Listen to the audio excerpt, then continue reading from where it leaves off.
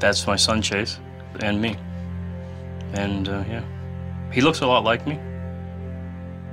His connection and my connection to that level, that father-son level, was fishing. That's our safe haven. That's where we know that we can let down all of our guards. We can just be honest with each other.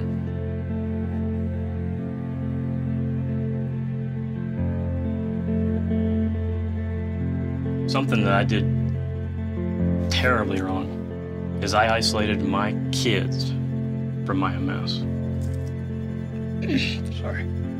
And they lived through it too. They were right there. You know, at the time, it was all about me and how much could I possibly do, because I honestly thought that my identity was based off of a paycheck. My identity was based off of me going to work, me being the provider, and that's who I thought I was. One time I came home from work and I was just so flippin' tired. The fatigue was just incredible. And I said, fine, I'm just gonna come home and crash. So I sat down on this recliner and this really strange little 3-year-old jumped up on my lap. And I was like, I get it. I mean, I was a total stranger to my 3-year-old at that point in my life. I was missing everything. Everything that was important. More importantly, what I was missing is the opportunity I had to build those memories for the rest of my family, because I wasn't available. So I decided to take my grandchild, Gage, fishing, because there's a little lake not too far from here that's full of little sunfish, bluegill. We call him the catfish hunter, because it seemed like every time that Gage went with me, we found a lot of really, really good catfish, so he was my lucky charm. And then he started actually asking Grandpa, can we go fishing?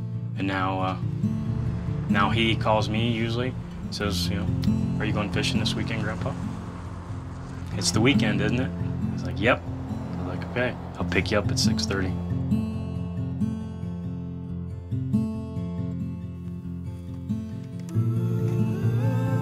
There was a day on the ice with Gage that brought the change in me and kind of the way I'm dealing with my life right now full circle.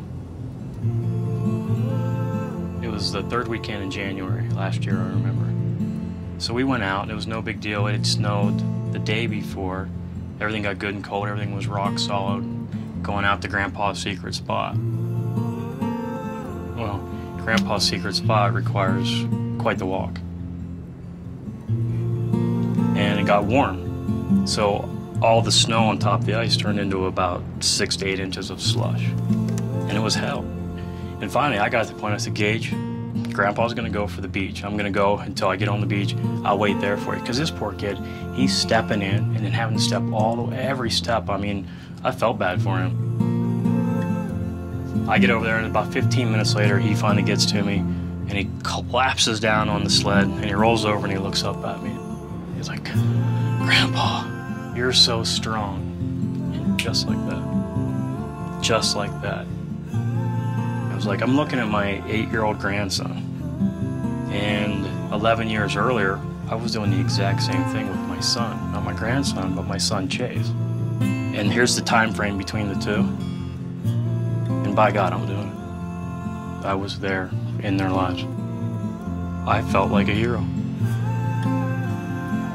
I knew the reason why I was now a superhero was simply because of my decisions, my ownership of my condition, and fighting like hell. It wasn't about me. It was about him. It was about the next generations and the effect that I was having. Grandpa, you're so strong. It's worth the fight. It really is.